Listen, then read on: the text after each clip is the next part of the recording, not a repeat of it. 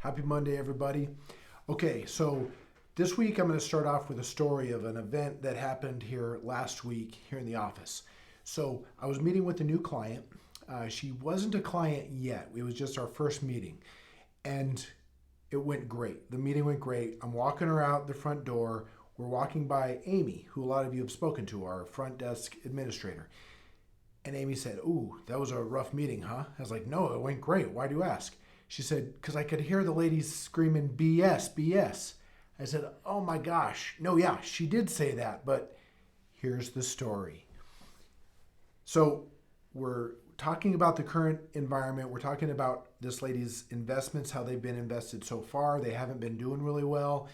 We're talking about the current macro environment, and we start talking about JP Morgan Chase. They're the largest bank in the United States. And the CEO, JP Morgan Chase just reported their largest earnings ever, partly because interest rates have been high. And while that has shaken smaller banks, their bank has been able to capitalize on it. The CEO of JP Morgan, his name is Jamie Dimon. He just, in this last earnings report, he issued a statement. I'm going to read it to you. This is a news article out of U.S. News and World Reports. He said, and I quote, he said, "This may be the most dangerous time the world has seen in decades." Dimon laid out a laundry list of major issues: the Russia-Ukraine war, the new war between Israel and Hamas in Gaza, high levels of government debt and deficits, high inflation, as well as the tight labor market, where worker demands for increased wages have led to high-profile strikes in manufacturing and entertainment. So he makes all these statements. Then last week, he announced he's selling 1 million shares. Then when asked why he's selling the 1 million shares, by the way, that equates to $140 million that he's now going to cash out, take out of his bank that he's the CEO of. When asked why, he said, "Oh, I'm just looking to rebalance my portfolio." That's when this new client yelled, "BS, BS." So, and I think she's right. Not that he's not telling the truth, it's just not the full story. Why would you cash out of your bank that you're running if you expect the future to be better than it has been in the past? The only reason you would do that to diversify your portfolio is if you're worried about the assets you're invested in, right?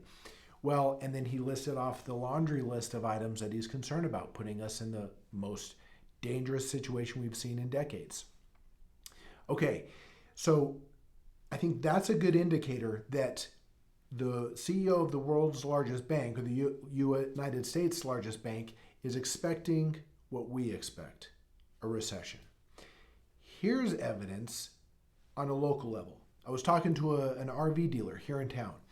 He said that their sales are down year over year. I said, "Is that just seasonal?" He said, No, year over year. So these new interest rates, he said, the average person just can't afford the new interest payments for an RV or a travel trailer that they did a year ago.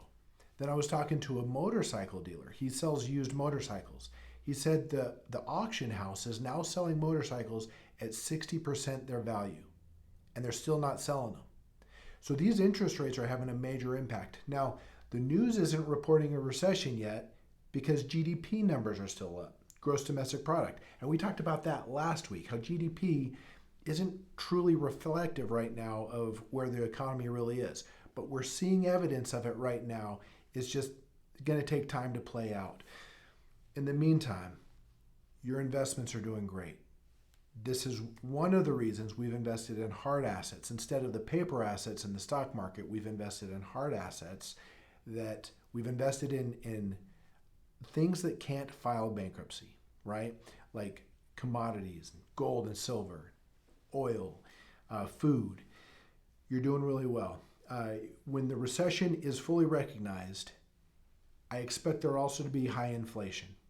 If those two are happening together, the last time that happened was in the 1970s. They called that stagflation. Even still, your investment should perform very well. And with that, I'll say goodbye, and you guys have a great week.